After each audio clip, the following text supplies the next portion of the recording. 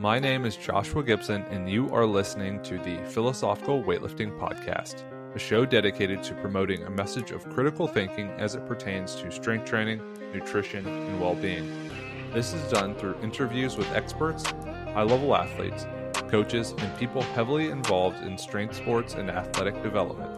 Pull up a chair, grab a coffee, and let's get on to today's podcast.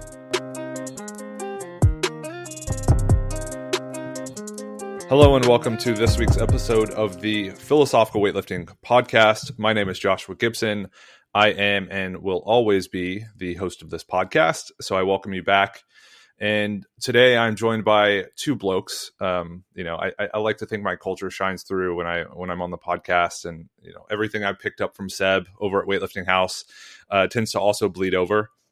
So I have two guys from Willpower Weightlifting, and just to give a little background, I was kind of introduced to the weightlifting club, and it's actually funny if you go on their website. I don't remember exactly what it is. I think it's just like willpowerweightlifting.com, but they have a Donnie Schenkel tab. I think Donnie Schenkel and Glenn Pinlay were the first few people to really introduce it, as far as I know, to some of the American audience.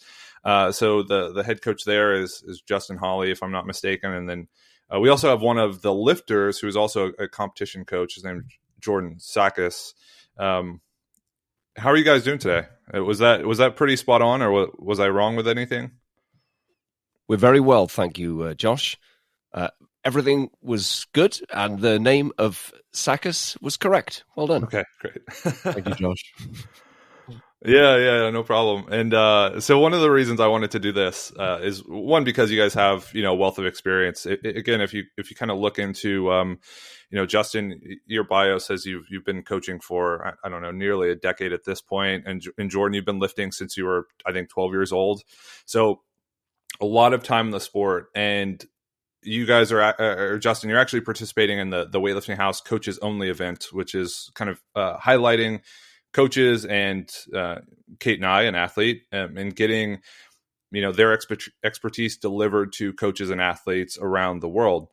I thought it would be a great opportunity to have both of you guys on to talk about kind of a similar topic to what you'll be lecturing on, which is the coach-athlete dynamic. And you're talking about starting and running a club, a successful club. But, the podcast is oftentimes about theory, especially the Weightlifting House podcast. We talk to researchers, we talk to high-level coaches, we talk about the nuances and intricacies of pretty much everything that's involved with sport that you can talk about. Now, how that is actually flushed out in practice can change. And I think it's useful to have a personal perspective. You and Jordan have worked together for a long time. There's a documentary that just dropped on YouTube. I forget the name of the channel, but I was watching it, checking it out, and I heard a little bit of the backstory. So before I get ahead of myself and rush into the actual kind of topic and discussion of the show, maybe we can kind of tackle the background. For yourself, Justin, we can go with you first, and then Jordan, you can talk about your background. So Justin, how did you actually end up getting into weightlifting? Starting a weightlifting club, and then 8-10 years later ending up, I guess, where you are with what you've developed. Thank you for the question.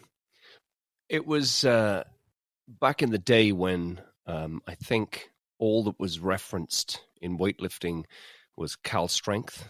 And I remember doing some training with a group of people in a commercial gym back in 2009, 2008. And we witnessed somebody doing something akin to snatch, clean, and jerk in this place with bars that didn't spin and, iron plates. We wondered what the fuck that was. And so we walked over to this chap called Kerry Jones. Hello, Kerry. And he said he was doing something called CrossFit, or crossplay, as I like to call it.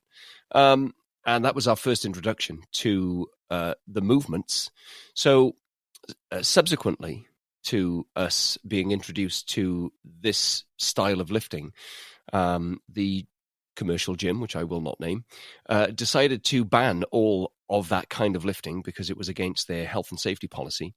And so I decided to find my own place, a place where I could train as I wanted to with a group of people, 4 or 5. And that was the first ever time that I felt something about weightlifting. And I think that what happened subsequent to that is, without going too far forward, is my initial introduction to the sport was one of seeing the lifts performed and being very interested in what I was witnessing, then studying the lifts and performing them, and then deciding to myself in about 2011 that I would like to coach this sport. And it was, I suppose, one of those things, Joshua, that run forward 10 years, I didn't think it would be the behemoth that it is. I just was interested in helping people, and I chose the modality of weightlifting as that framework. Yeah. I mean, I feel like that's always what it is. And time seems to fly, and somehow you end up in a position where, you look back and you really couldn't have anticipated it or drawn it up to be the way that it is or has been. So Jordan, you've been a competitive weightlifter for a while now, and I know your background is in sport, rugby, I think specifically. Maybe you can detail kind of your come up in a similar way, how you got introduced into weightlifting, how you became interested in it, and then to the point of, competing and training kind of full time. Okay. So, growing up through, from sort of, up until 10 years old, I wasn't really involved in any sort of sport. I didn't play rugby at a young age like the rest of my friends. And, I was just a bit of a non-entity. Bit of a plodder, yeah. So I decided to get into rugby at about 11, 12 years old, and quickly found out that I was neither skillful nor physically capable in the sport. And, my uncle, it would come to games and things That's like me, that. Josh, in case you don't know, I'm his uncle. Okay. Yeah, so Justin, my uncle, would come to games. He'd make that pretty well known that I wasn't very physically capable. That is correct. And it was convenient timing that he started, coaching at Willpower at that time. So he invited me up to do some training. And I sort of started getting involved in the weightlifting movements as a means of getting better physically for rugby. And quickly, I took to them pretty well, and quickly got quite familiar with the snatch, clean and jerk. And I think 3 months in, we said, well, there's a Welsh schools coming up in West Wales. Let's travel down and see where we are. So we done a bit of comp practice, and we drove to West Wales, and it was a brilliant competition between myself and 2 brothers, and it was a real ding dong back and forth, and I won by a kilo. Good lad. And it was at that point I sort of realised that I had a love for another sport besides rugby, and we sort of just took from it from there. And I started doing a few more competitions, went to the British schools, and all of this was whilst pursuing a rugby career. And then I became quite established in weightlifting through, the youth GB setup and things like that, whilst going through my regional ranks in rugby. And, I was pursuing Welsh representative things in both sides of the sport, in both sports, sorry. And then I got to 16 years old. I competed for Wales in weightlifting, and I represented Wales in rugby. And decided I had to make a decision between one or the other, and decided to pursue weightlifting. And that's where we really started to push in this sport. And I haven't really looked back since. It's been, that at that point I deemed myself as a weightlifter, out and out, and that's where it really took off. Yeah. And as you two started working together when you were younger, and Justin, I don't know, maybe you can clarify for me what your background was before you started this journey. And that's a fucking big question, Josh. Yeah. Whoa. let's put it this way. For the British of a certain generation, I was known as Mr. Ben.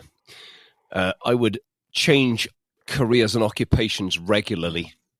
They were broad from restaurateur, chef, QVC host, a whole myriad of things. And what I realized was, one day, sat in a lay-by, was that my main interest was people and helping people. And what really was the signal from my soul, if we want to call it that, was that I should start to use my energy to help people. And so that's what the formation of the club, as it were, was about, was to help anybody who came through the door. And I've always had a very capable technical eye for whatever I was doing.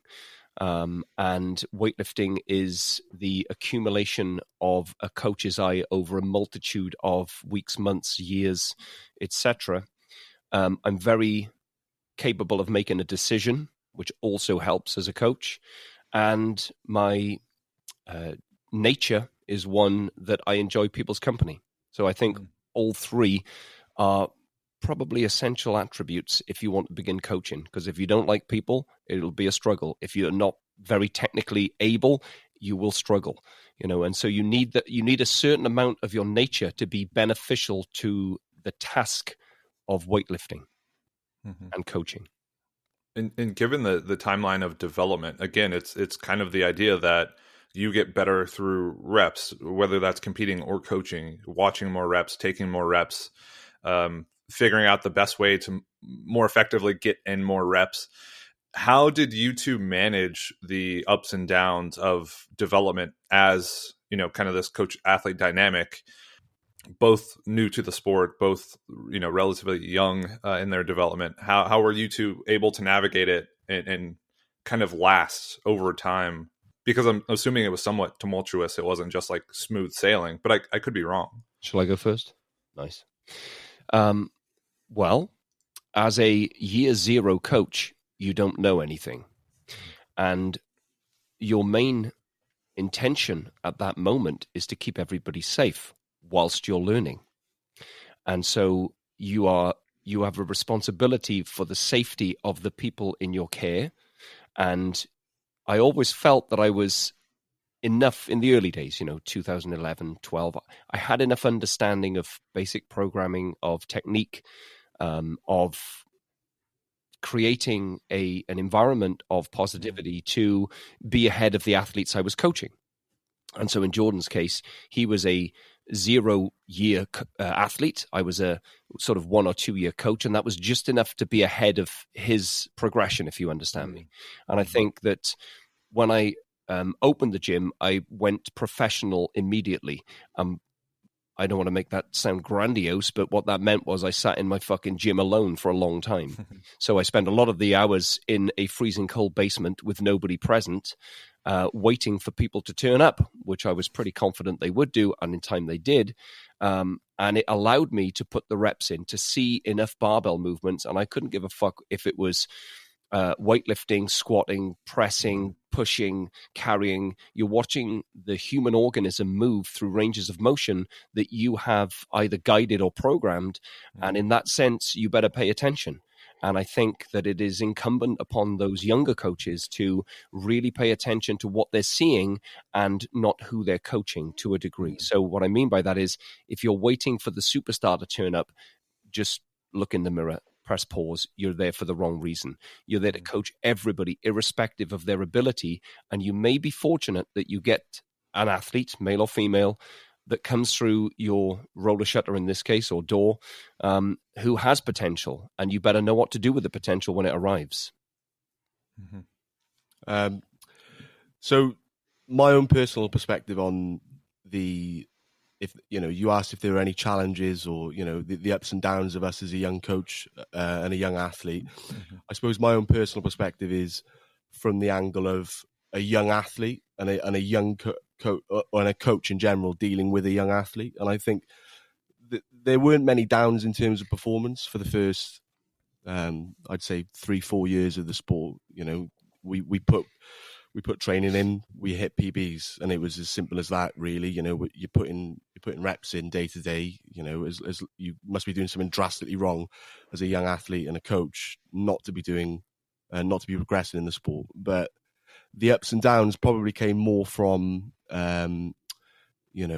a young boy committing to something, and the the challenges of going to the gym 3-4 times a week.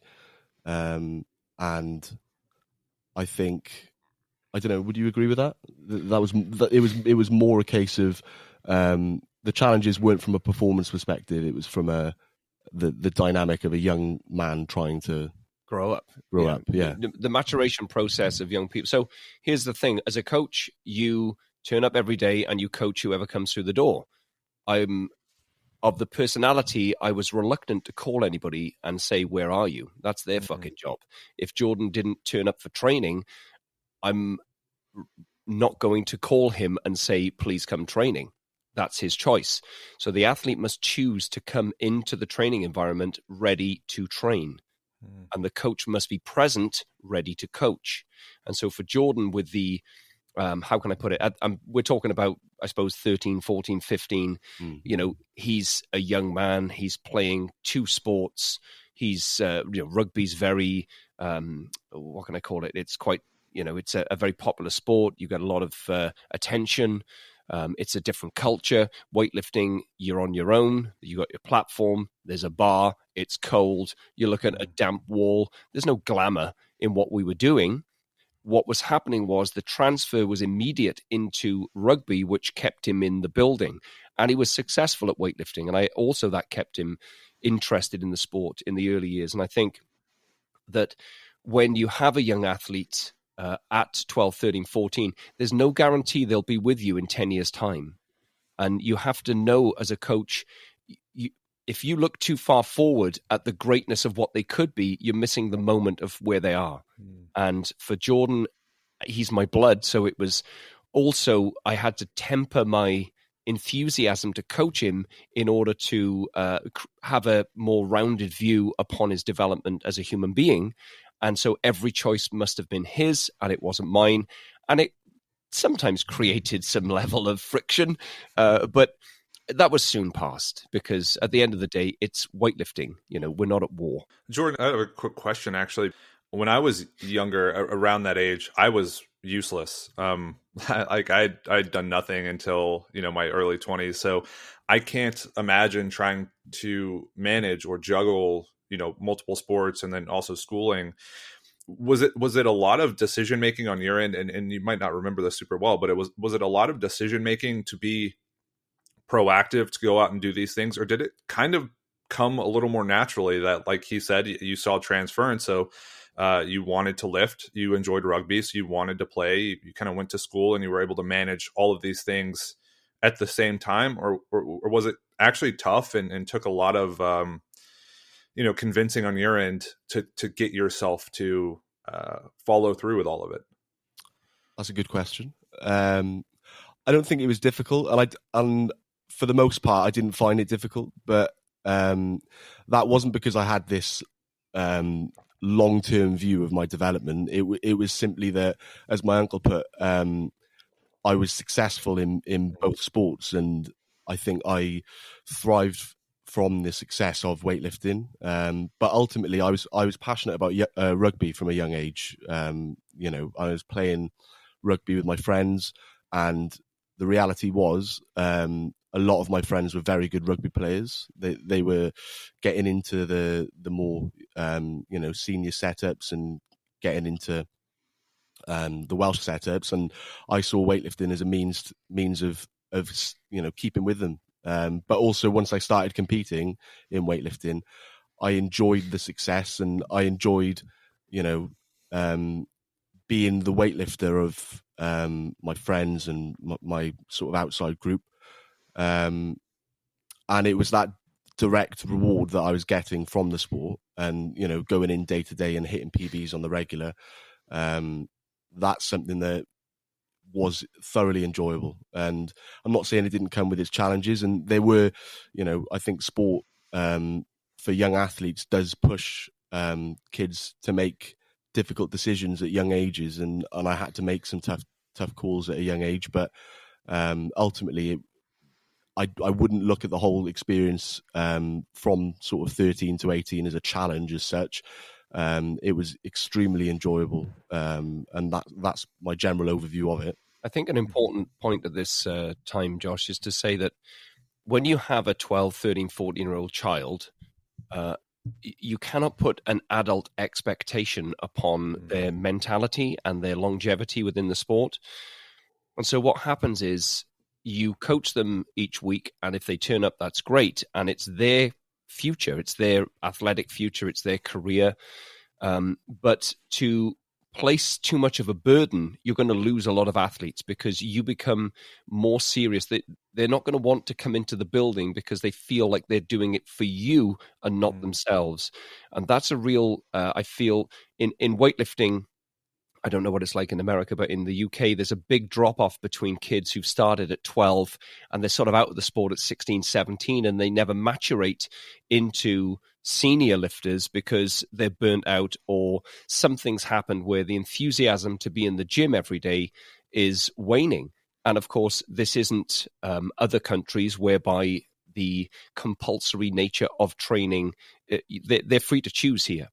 And so it's an important part of the coaching athlete dynamic is to develop a relationship that's sustainable.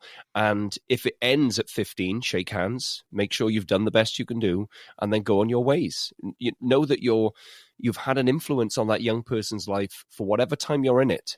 And that is such a critical and significant thing as a human being to give to another human being. And it may be lifelong. It doesn't mean that it comes with gold medals and successes. It can do, but it cannot be the reason that you begin the coaching process. Mm-hmm. So what does that look like then? Because I think Jordan highlighted it by saying that he had a lot of success early on and that kept him interested and invested. And you talked about not putting the same pressures on as you might a senior athlete. So how do you foster, say, like a newer athlete? Because a lot of coaches and athletes listen to this podcast, and newer coaches might be thinking, okay, I get a lot of people who are brand new, maybe transitioning from CrossFit. What does the first year, 2 years, 3 years look like that allows an athlete to develop an interest, stay interested, and develop to a point where they've gotten around to instilling habits and tendencies and these processes in place that keep them in the sport versus, I just kind of get in when I can. It's more recreational. If I miss a week, it's fine. How do you instill the consistency and habits that will develop long-term? Let's make a distinction. Mm-hmm. If you're talking about somebody under the age of 16, mm-hmm. then that's a very different conversation. So any young athlete that comes in 14, 13, whatever age they're at, it is a very gentle approach that's taken. It is one that becomes about their long-term health and development as an athlete or as a human. It isn't about the success that they may be thinking they will get instantaneously or not, as the case may be. If it's an adult or somebody who is a little bit more mature, well, if they come in the gym and they want to play at weightlifting, I have no issue with that whatsoever, but make sure that we have that at the outset of the relationship, that you want to come in for a more recreational, enjoy the environment, train, not too serious, learn the lifts, and you will maybe compete, maybe not compete, or whatever the case may be. If you come in, sit in my fucking office and tell me you want to be a champion, then if your fucking ass ain't in the gym every fucking day, then you better look in the mirror. We have a different conversation. So the relationship for an athlete who is determined to be the best, I cannot have more motivation for them to succeed than themselves. That's a bias and a ratio that cannot be sustained. And the same is inverted.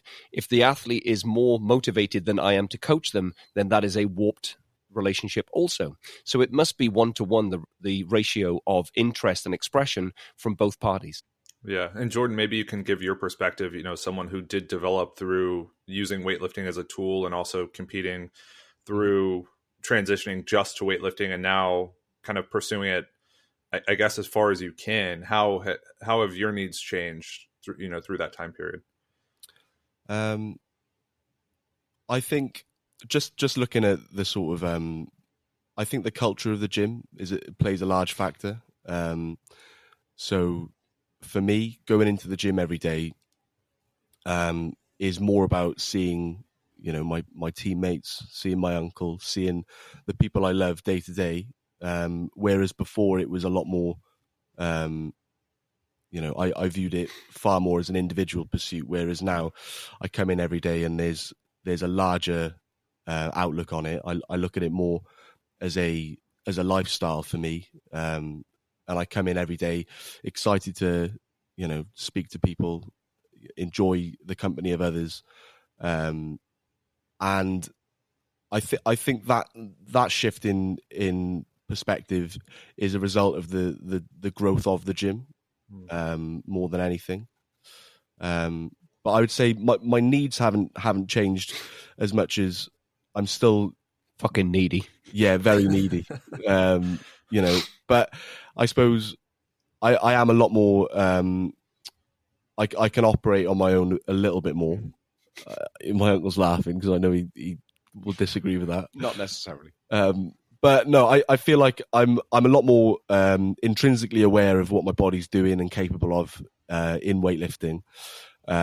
Whereas before, a lot of it would be, do a lift, look to my uncle for feedback, and I tell you what, that's an interesting point actually, because the further I feel from, high performance. So if I feel like I'm out of form, some of the telltale signs will be that I will revert back to making a lift, looking to my uncle, looking for that immediate feedback. Whereas when I feel like I'm firing all cylinders and things are on the up in the sport and I'm, making progress, we may not speak for days about weightlifting. It can be, I know within myself that we're making ground, we're making progress. We don't need to have that discussion. Whereas the further removed I feel from that form, the more I will feel like I need that reassurance from my uncle, answers, whatever it may be. And that's something that I was a lot more like when I was younger, but I feel like I'm a bit more understanding of my own.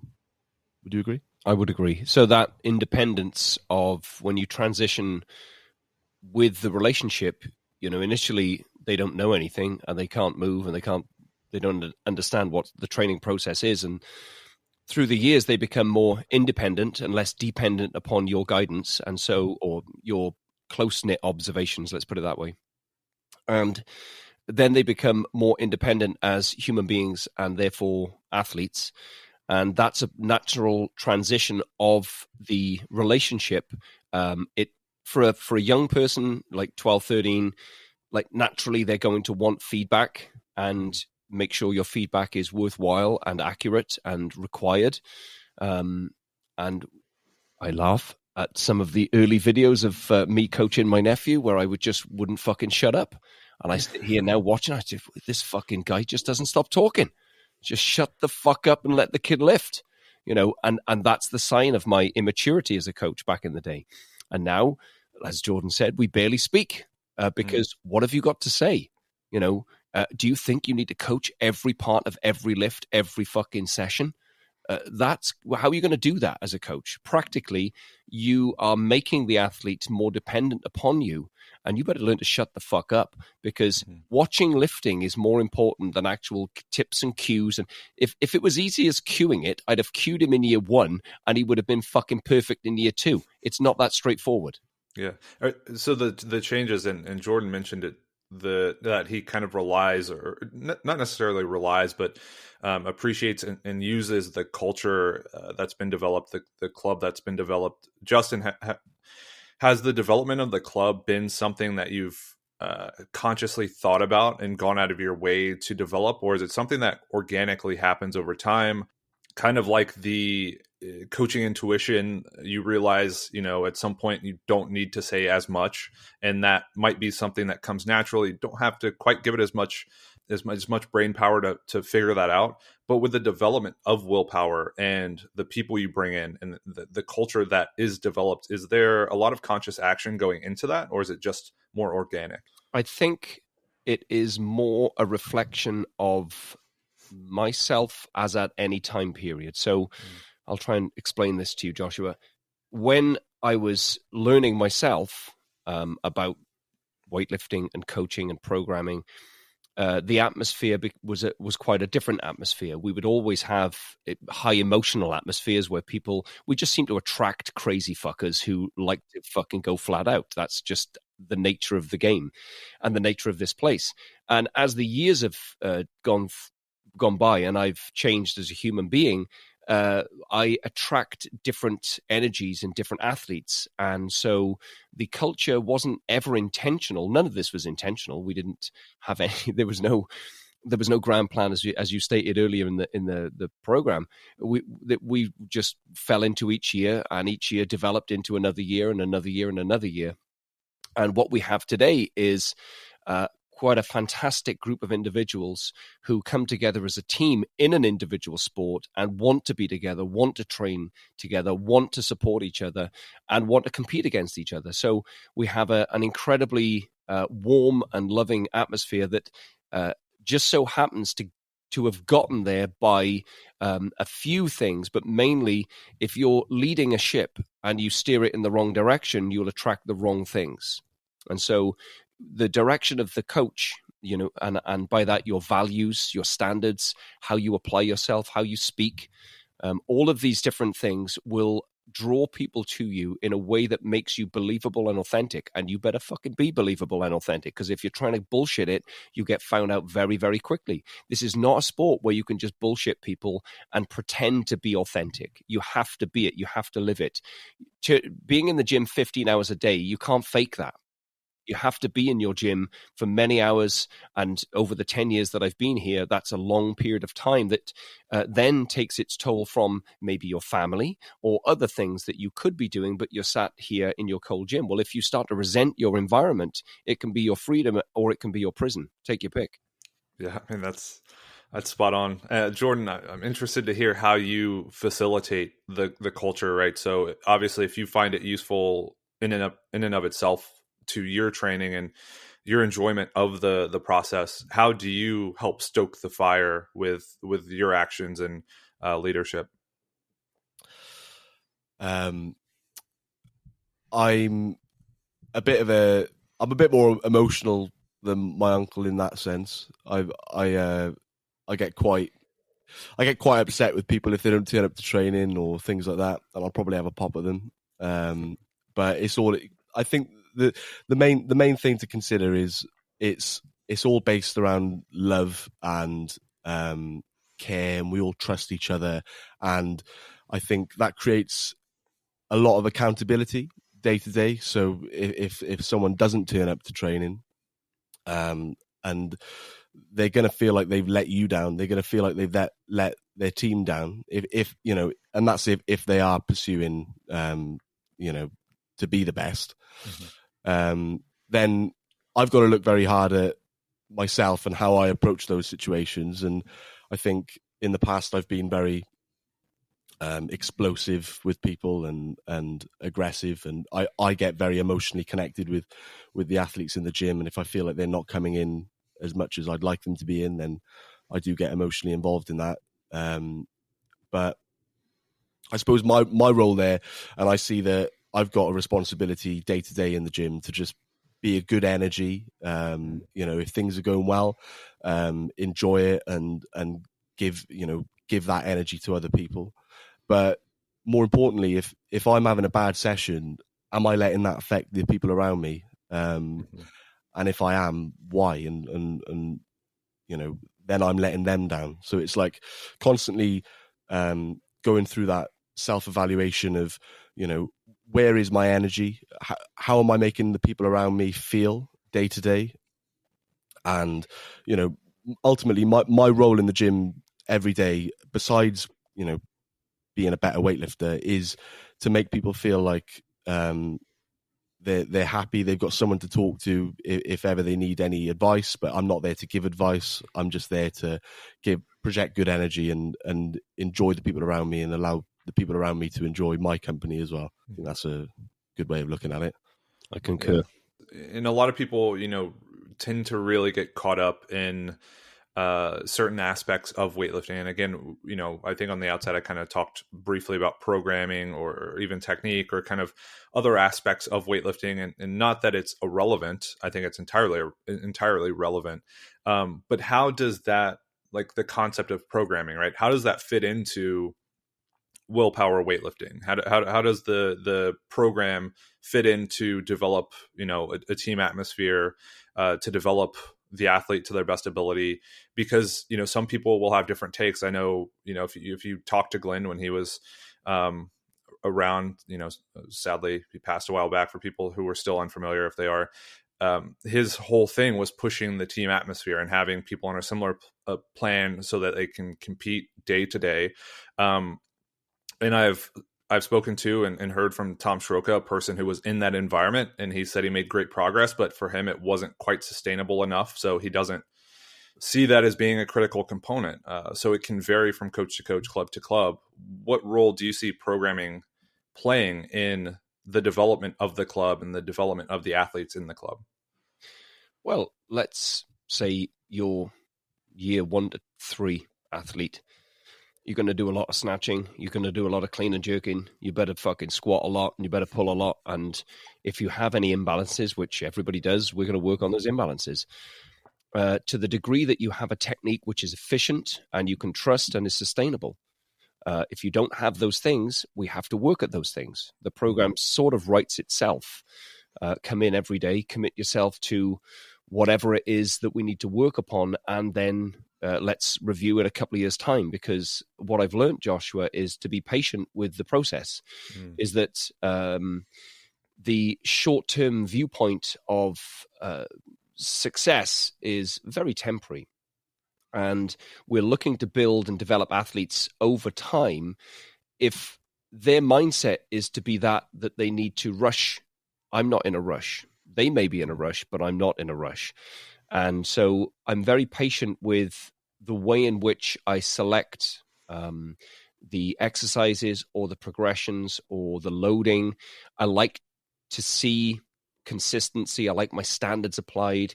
For example, you may see a lifter snatch 80% and take a step with the right foot each time they get to 80%. That's not efficient. That's not balanced. So why the fuck are you doing that? Stop doing that. Make yourself be in balance. Learn how to communicate with your body and know what balance is. What's the point in doing 90% poorly if we're doing 80% poorly? It won't transfer. And at some point you get into a cul-de-sac and you have to come out of that cul-de-sac and then reformat the technique and so on and so forth.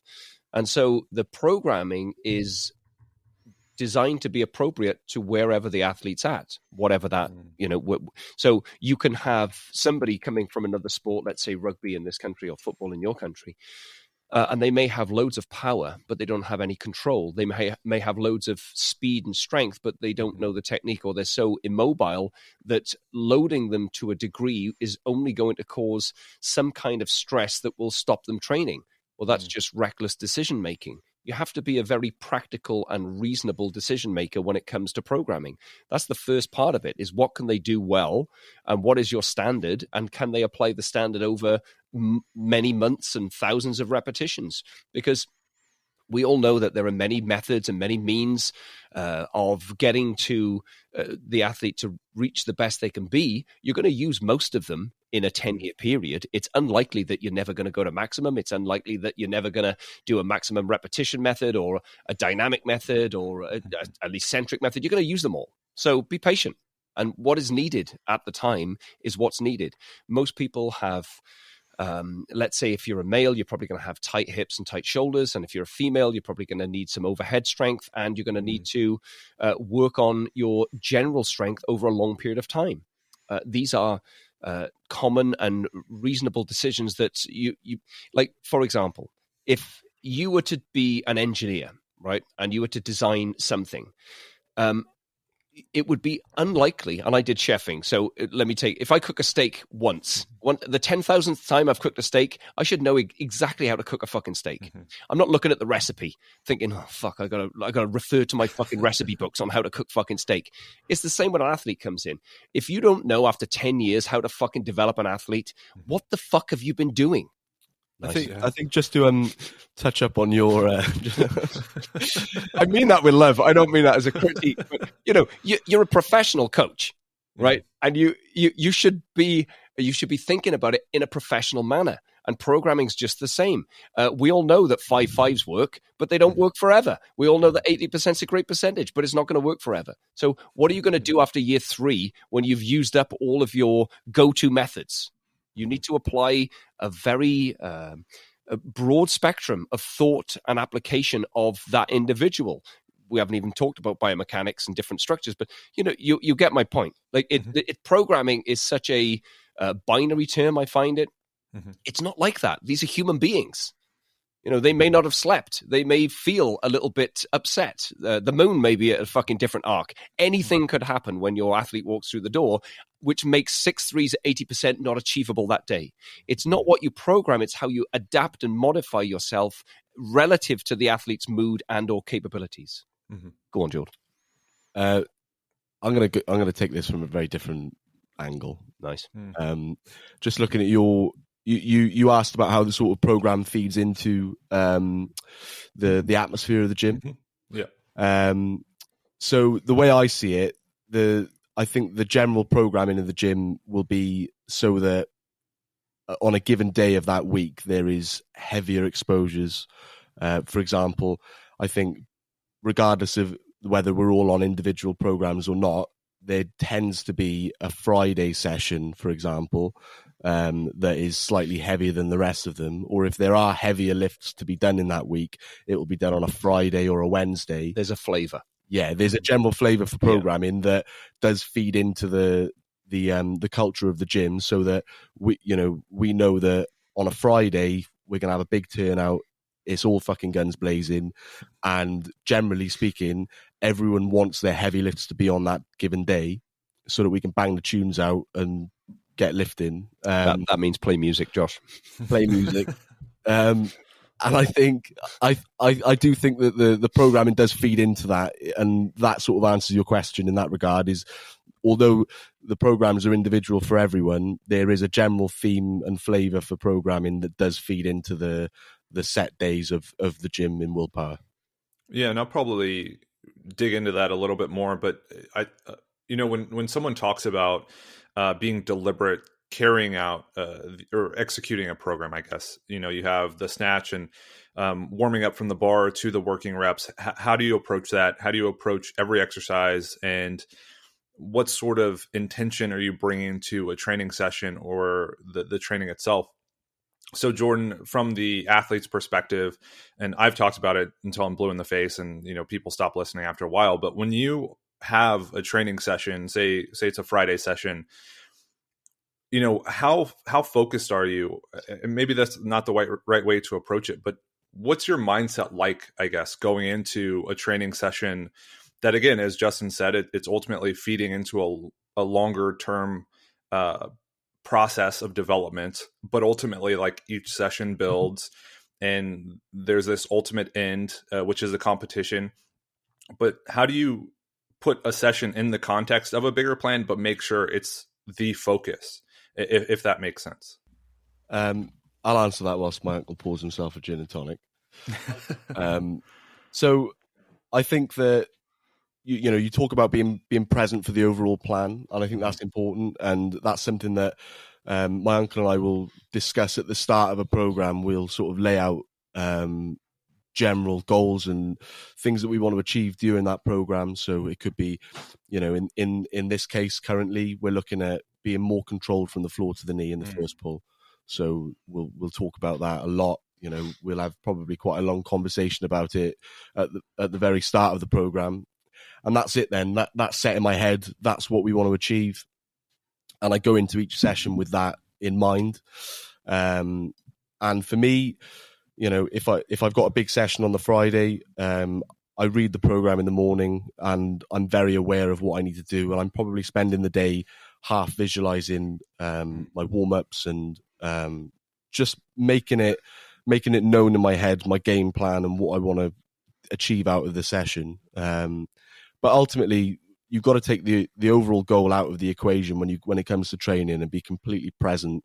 And when I walk into the gym, I embrace everyone around me. I enjoy the company of everyone. But for me, I start warming up without my boots on. Once I chuck my boots on, it's like, right, okay, let's, it's war then, isn't it? It's not a case of, just going through the motions in that training session.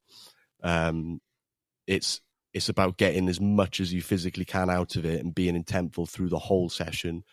And I found that as an athlete, the best way of doing that is to associate a habit that you do every single day in the gym with a sort of light switch, and saying that at this given moment, whether it be when I make myself a coffee or when I put my boots on, in my instance, at that point, I start to,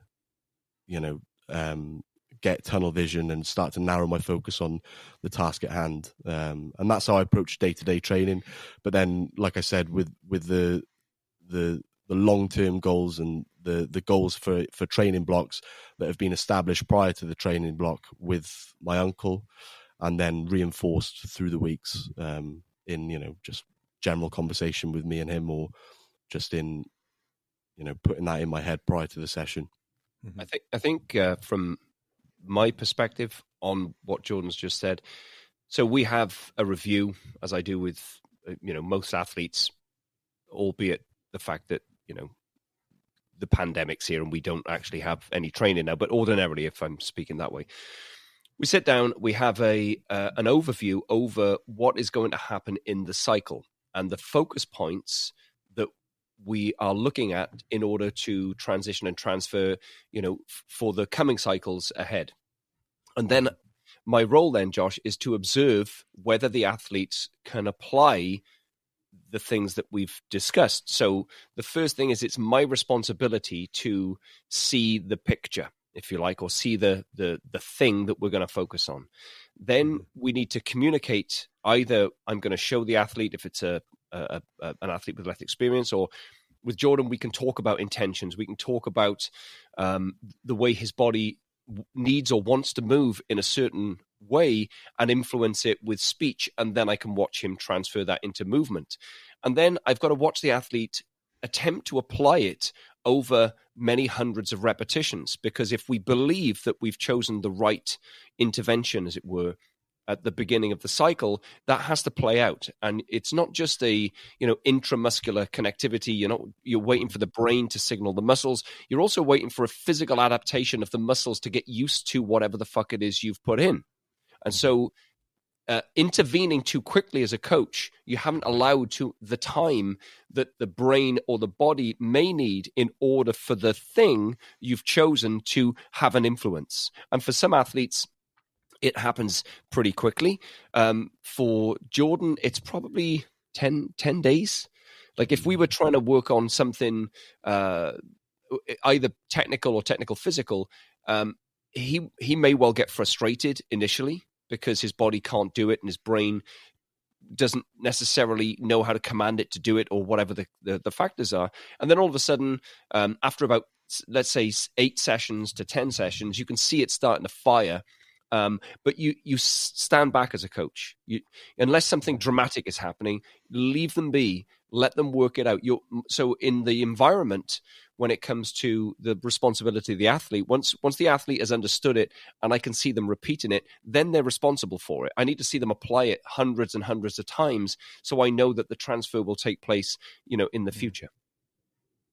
Yeah. Is this, and Jordan is of course a special case in that, a lot of people don't necessarily reach that level. Just given the number of athletes in weightlifting and the number of people who compete, there's going to be some sort of curve where, most people fall in the middle at, certain numbers, and some people kind of bleed to one side or the other. Is this a concept that you Justin, communicate with everyone? Like, I just wonder how coaches take facilitating and communicating concepts or information like this to everyone, or is it something that you learn along the way, given you're committed, dedicated, interested in improving your performance to a point? Because, just like adaptation to training, some of this stuff happens over time, given its course, exposed to a variety of inputs. You kind of figure it out and develop it. do you find it's necessary to intervene with things like this along the coaching spectrum of intent, of being deliberate, of taking every session as if it's the last, but also as if it's just like a cog in the machine? Well, I think you must play the standard that I apply is relative to the experience of the individual. So if you're a beginner, the standard is broader, and I'm very patient with the process of applying the standard. If I were to hold the standards that I hold to an advanced athlete, to a beginner athlete, they'd leave the building. It would be ridiculous, and they couldn't sustain the level of intensity and standard. That doesn't mean that the person isn't serious and they don't try very hard. They do, but their ability to influence their movement is limited to their experience. And so you have to be patient with that part of their development. And does it make any difference if it takes 6 months or 6 weeks or 6 years? Of course it doesn't. Providing you keep them safe, they continue to develop in some way, and you enjoy what you're doing. Because as you said, the curve is, there's a very few amount of athletes that get to become international standard lifters. And the vast majority of your coaching is in that body of people who are going to be, let's say, open national lifters, and you're going to populate your gym with a lot of those. And along the way, you may get 1, 2, 3, 4, 5 internationals, and that's wonderful. But for every one international, you've got 50 or 100 club lifters, if you like, who are at a club national level. And that's the majority of your coaching. And so when you applying my method, if you like, of shutting the fuck up and watching them, I do that for, a beginner doesn't need me just poking them all the time. They really need time to, nothing trains you better than the lifts themselves. My words don't do anything. Because if they did, everyone would be fucking brilliant, And I got great words, Josh, but nothing trains you better than snatch, clean, and jerk. You have to do the lifts.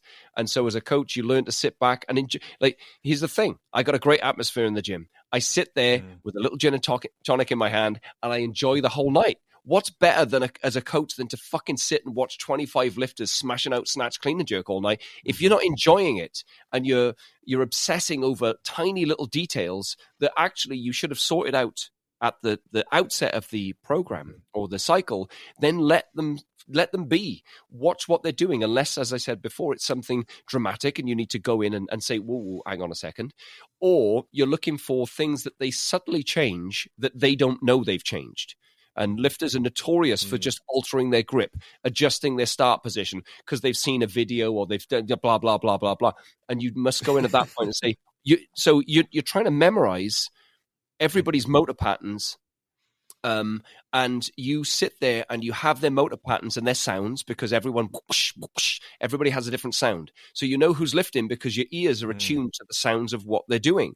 And so you're watching the visual, you're watching the bar path, you're listening to the timing of the lift, if you like, and you're sensitive to all of those subtleties that make up that individual's lift.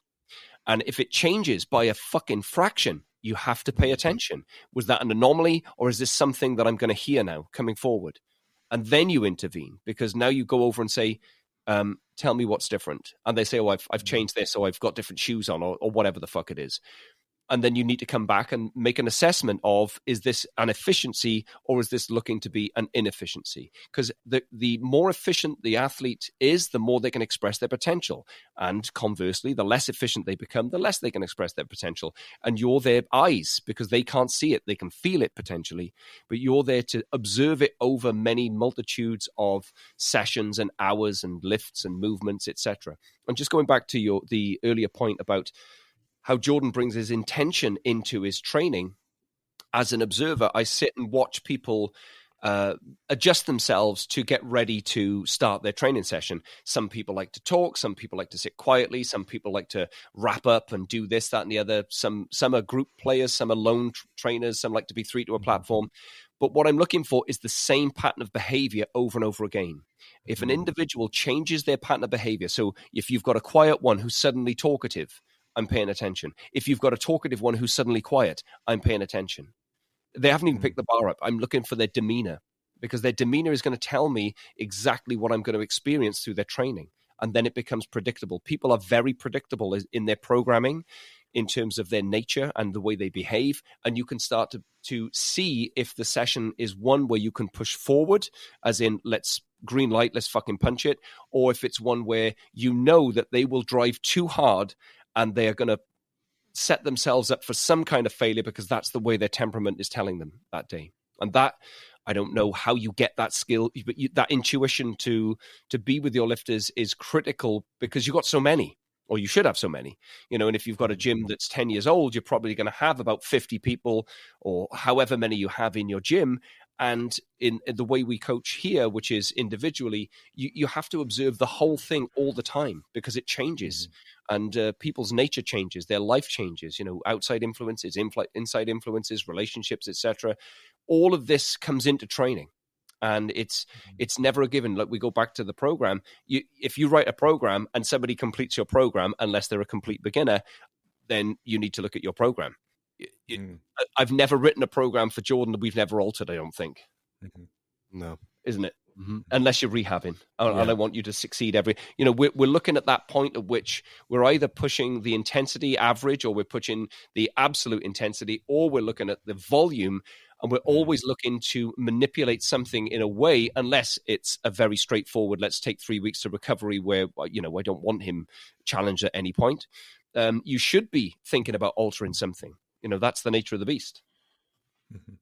And I guess with the influx and prevalence of information about weightlifting, and you actually mentioned it there when you talked about someone changing their technique, maybe because they saw some sort of video or they read something or they saw another lifter do it and they're like, hey, that might work for me. With the prevalence of this information about technique in programming and training and ways to, I see this advertisement every time I get on Facebook and it just kind of fires me up, but it's like, PR your squat tomorrow. When people see that, they assume that, or they can assume, they can assume that like something is wrong, or they need to change something, or there's something they should be doing that's better. So from I guess we can tackle this from both the coach and athlete perspective. Maybe Jordan, I think I also saw that you're maybe studying for a sports science degree or something like that. But as you kind of, I guess, take in these different avenues of information from different sources, learn more about the sport, learn more about the training process, the athlete development process. Does that at all influence the way you approach training or think about training or feel you should be training? And how do you temper that with the reality of it's a lot of snatching, a lot of clean and jerking over time, and eventually you'll improve as long as you stick with it and stay consistent? Well, there's a lot of lifting on Instagram at the moment, and I try not to watch much of it, for the simple reason that I think, once you're a certain amount of time into the sport, you understand that regardless of what country you're talking about, what lifter you're talking about, the general principles of their technique are exactly the same. And trying to imitate a Chinese weightlifter for me is just something that's completely nonsensical. And trying to imitate any lifter, like I'm completely unique in my own biomechanics, and all I do know is that I need to adhere to certain principles in my technique, and providing I can do those things, and the timing, the speed, and the general fluency of the lift is there, then I'm doing my job. I try not to. Firstly, I don't really admire the the Chinese lifters, the Russian lifters, in the same way that I admire the old lifters from Cal Strength and the lifters that brought me into the sport. So for me, I generally watch a lot of Cal Strength videos and nothing more, and it gives me more motivation of how to approach training than my actual technique.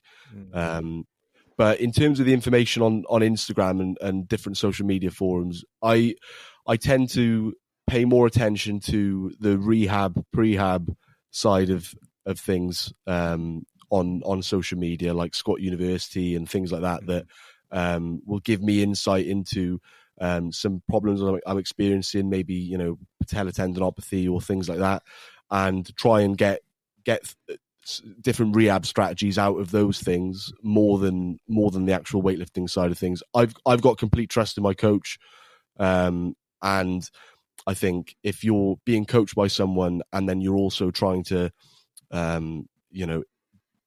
you're trying to become influenced as an athlete by other things like social media, then you don't have complete trust in your coach, and you need to address that before you do anything else. I look at it differently. Go on.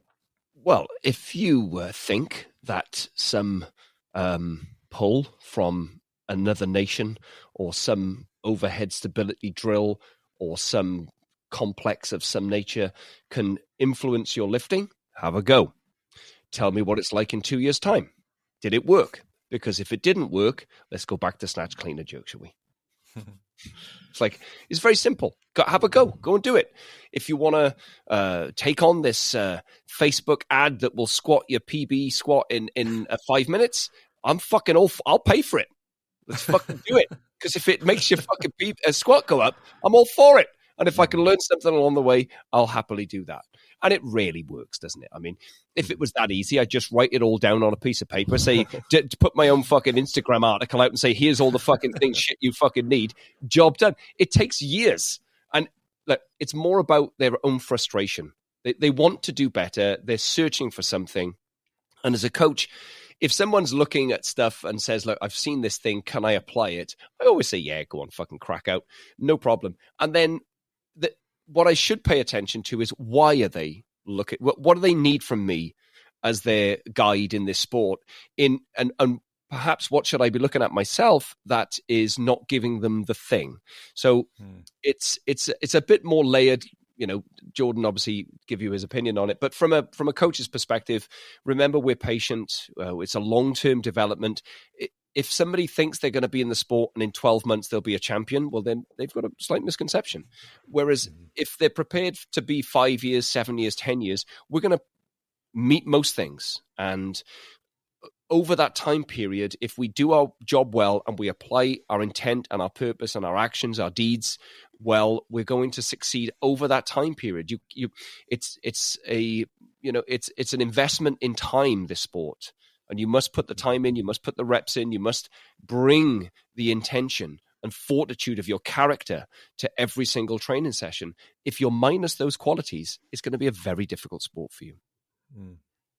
Yeah. And I think, we're coming up on an hour, so I do want to make sure we're not, too long. But the last two kind of situations I'd like to touch on, one would be the changes to this relationship or the approach at competition or up to competition, and then also we'll touch on the last thing afterwards. But how does the coach athlete relationship change, if at all, and how does the mindset change in the lead up to competition and at the competition itself, just given that we've really discussed the coaching process, the kind of the development of the culture, the facilitation of the culture and athlete within the gym. But when it comes competition time, when things are, when there actually is something at stake, it's not just like, if you miss, you miss. There are ramifications to it.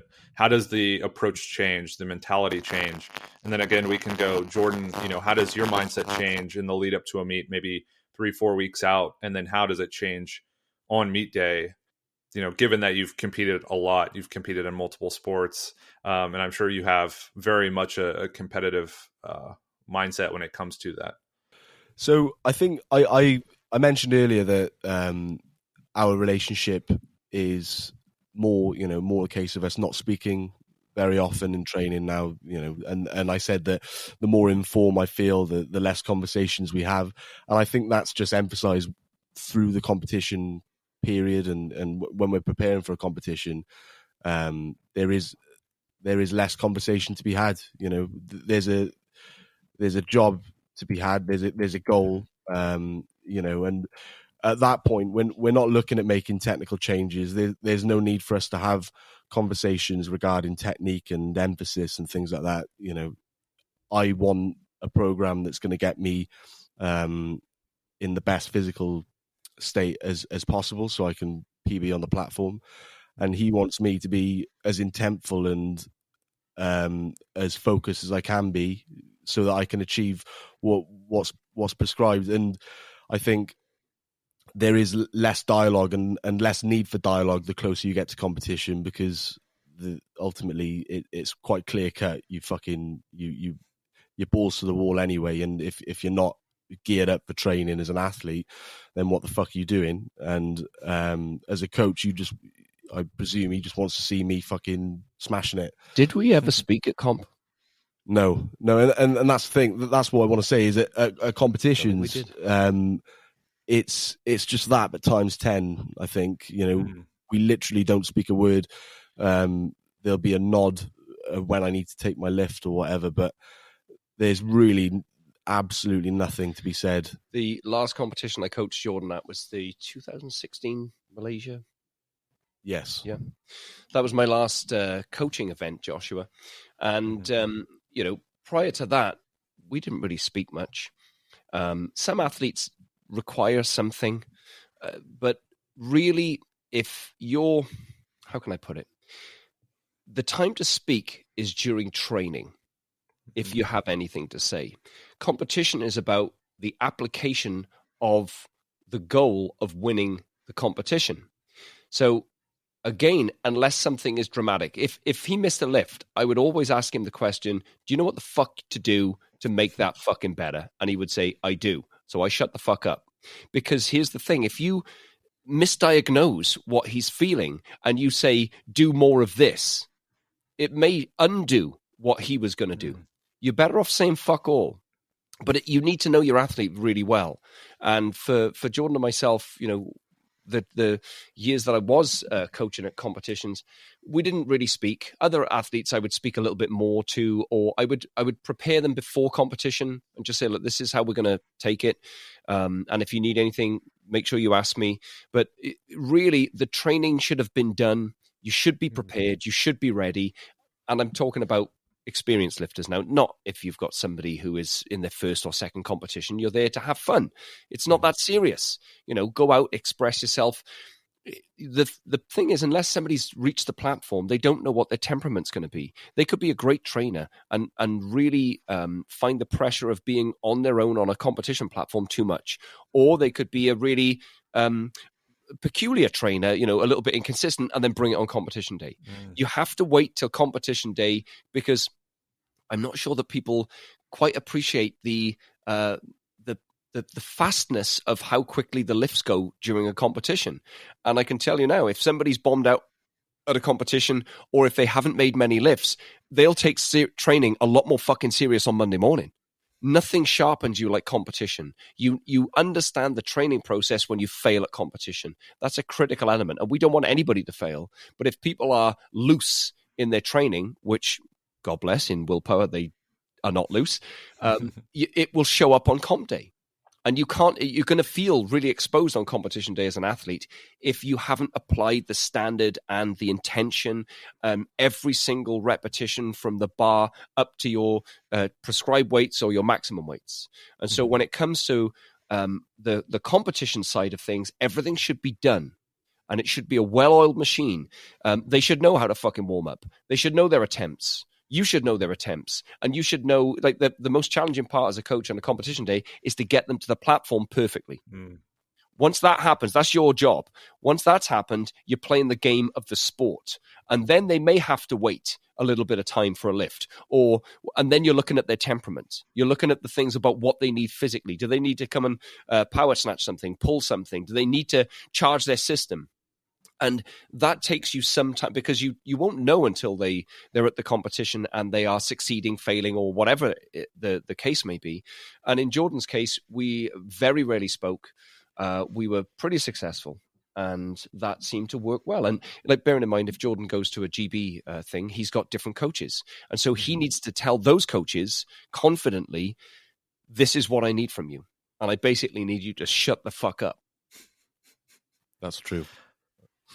Yeah. And given that, the kind of the current state of affairs with the pandemic, things have changed drastically and will probably continue to be changed or continue to change for a while. But Jordan, what's next in terms of, the next 3-6 months year as an athlete, as a weightlifter, where are you at, and what do you see kind of heading forward, given the kind of current social climate and social circumstances? So the next major competition for me will be the Commonwealth Games, which is due to be held in 2022 in Birmingham. So this year really is a qualification year for me to get in a certain level of ranking within the Commonwealth to take myself to the Commonwealth Games for Wales. So I suppose the major challenges I face, being a lifter that I would consider to be, a competition lifter. I love competition. I relish competition, and I love the foreign nature of going somewhere different, and the pressure that comes with it. For me, the major challenges will be accepting that there are going to be more virtual competitions, some of which I'll have to partake in for qualification reasons, and that changing.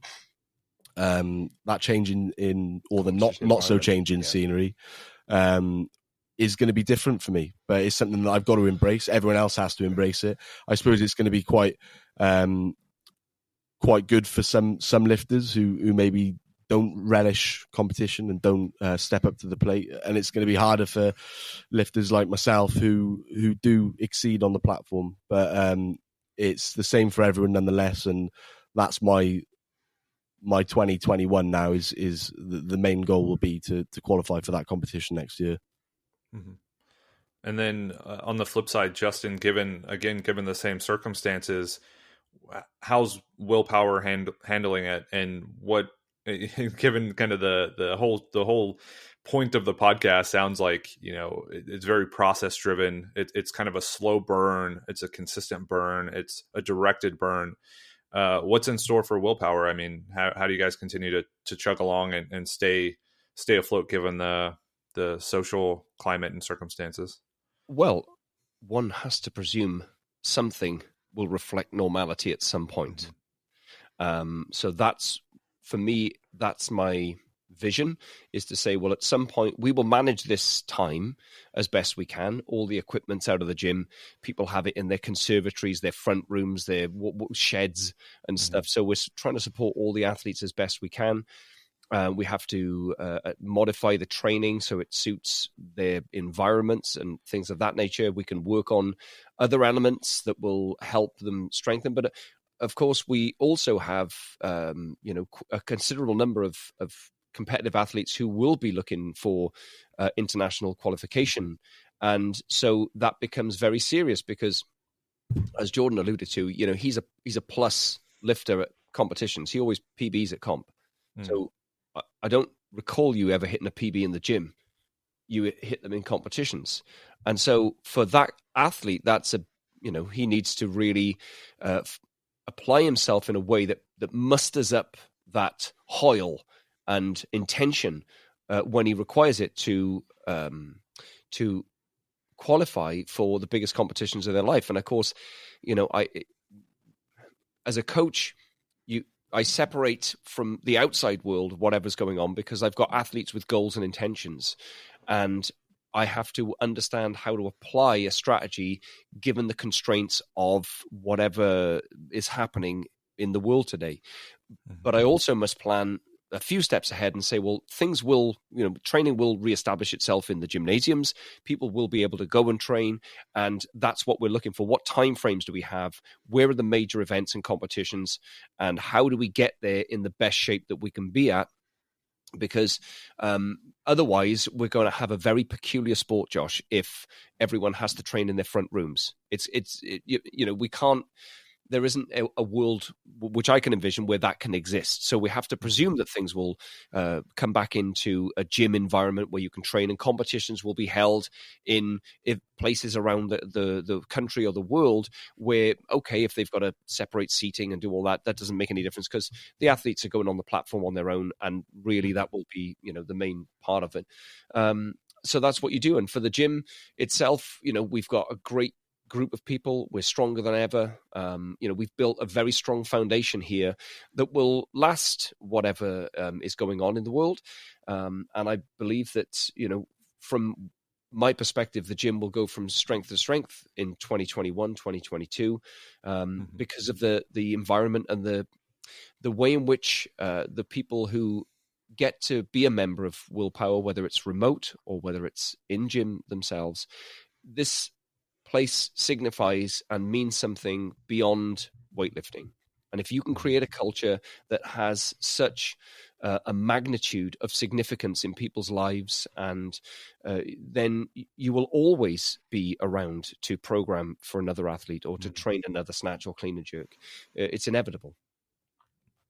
Yeah, I think this was a fantastic conversation. And for people who loved listening to Justin and Jordan talk, specifically Justin, because he is doing the event with Weightlifting House towards the end of February. Much looking forward to that, Josh. Yeah, it's going to be awesome. And they can sign up for that, again, with many other presenters, Mike Israel, Quinn Hennick, Spencer Arnold, Kate and I, et cetera, et cetera, et cetera. So they can go find the information for that. I'll actually put it down below. But for people who want to keep up with Willpower, and also Jordan, for people who want to keep up with your training in the lead up, I guess you guys can give all the social media links, websites, places where you put out content if people are interested in checking that stuff out. Well, the website is www.willpowerweightlifting.com. The Instagram, I'm just getting the old Insta up because I haven't got a clue what it is. The Instagram is, what is our Instagram, George? Hang on. Willpower Weightlifting Club. There you go. Willpower Weightlifting. It says it on the tin. And there you can follow some of the shenanigans that happens here, some of the training, some of the things that we're working on in the club. And if you want to become a member of Willpower, then go to the website and fill in the application form. It's extensive and it is very difficult to gain membership at this club. If you want to be a remote member, fill in the remote athlete application form, and I personally will get back to you. Enjoy it. Yeah. And then Jordan, what's your Instagram handle? And all right, I guess any other stuff you can kind of throw out there for him. Well, my Instagram is Jordan Sakkas 105. He hasn't changed it. I haven't changed it. I'm sort of halfway between 102 and 109 anyway. That was a good class for you, wasn't it? Yeah, it was wonderful. Yeah. But that's pretty much it. If drop me a message if you want to chat. Cool. Conversation about weightlifting strictly. I don't mean regular chit chat, but I'm there all the time. Awesome. Well, I appreciate it, guys. And again, for everyone listening to the podcast, go check out willpowerweightlifting.com. Check out the Instagram handles. Check out the content. I mean, they've been putting out like blogs and really insightful posts. And I really like that it has a theme of simplicity, but also directedness. So go check that out. Sign up for the Coaches Only event to hear more from Justin. Follow along with Jordan's training. Leave a review for the podcast. I guess it helps the thing grow. I've literally never been privy to that information, but that's what I hear all the time. And we will catch you guys next week on another episode of the Philosophical Weightlifting Podcast.